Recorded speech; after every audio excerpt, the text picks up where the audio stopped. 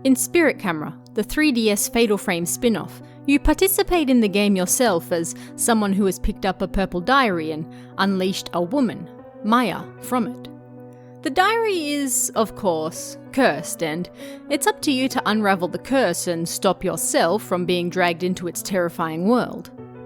Being a Fatal Frame game, there is of course a horrifying ritual behind why the diary is cursed, which is what we're going to take a look at today. Throughout the game, you talk to the spirit of the woman named Maya. She gives you hints and leads you along the way as you both try to unravel the mysteries of the diary, and she tries to remember who, exactly, she is. There are spoilers here, so turn away now if you haven't finished the game. But towards the end, Maya finally realizes that the terrifying woman in black is, in a sense, her other half. A part of herself that she created to keep herself company when she was younger and being prepared to be sacrificed for a ritual to save her village. The two merge, you fight, and once you're done, Maya and the woman in black retreat back into the diary and lock themselves away forever, apparently ending the curse. But what exactly is the Tokoyomi Ritual in the game, or the Rite of Eternal Sight? And how did it go wrong, leading to all of this? In the village's voices note, we get our first hint of the ritual. The rite is the only way to save the village. We must welcome the spirits. We must invite a spirit into the Shrine Maiden, the vessel, she who shares no bonds. Like all Fatal Frame sacrifices, Maya has been chosen to complete the ritual, and to do so, she's not supposed to have any ties left to our world when she goes through with it. This is, of course, easier said than done, and why we have so many Fatal Frame games. Maya was chosen at a young age to be the Shrine Maiden sacrificed for the village. She was raised alone in a house by an old woman from the village, and it was this old woman who gave her the purple diary. Being raised alone by this woman with no contact with the outside world, Maya grew lonely and started writing in the diary as though she were talking to someone else. An imaginary friend, if you will. Only this imaginary friend answered back, and the woman in black was born from Maya's loneliness. At the same time, the outside village was suffering from a terrible and mysterious plague. The old woman's note tells us that this plague was continuing to take the villagers, and even the village doctor had given up hope. Outsiders won't come near the village anymore. I believe the village cannot be saved unless we welcome the spirits through the rite of eternal sight. The rite of eternal sight involved sealing the Shrine Maiden's eyes and mouth. The old woman who raised Maya was the one to do this, and once Maya turned 15, or 18 if you're playing the English version, her mouth and eyes were sewn shut, sealed.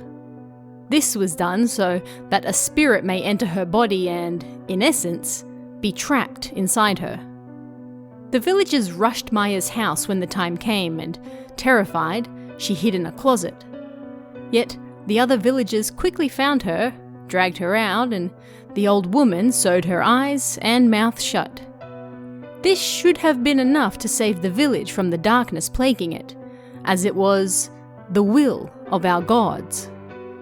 Only, things went wrong, and the ritual failed. Darkness consumed the village, killing all of the villagers and unleashing the woman in black as a monster, trapping both her and Maya inside the purple diary that they had been writing to each other in.